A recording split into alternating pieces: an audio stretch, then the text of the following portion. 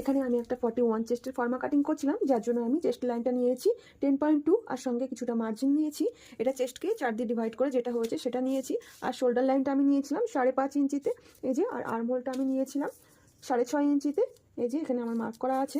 আর লেন্থে যা ছিল তার থেকে আমি 1 ইঞ্চি বেশি নিয়েছি, এখানে আমার বেশি একটা লেন্থ নেই।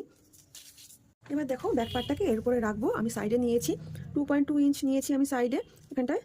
আর এখানটা নিচের দিকে আমি নিয়েছি 4 ইঞ্চ মতো, 4.5 ইঞ্চ মতো আমি নিয়েছি। 4.5 থেকে 4 ইঞ্চের মধ্যে রাখলে হয়ে যাবে। এবারে এটার আমি ছাপ তুলে নেব।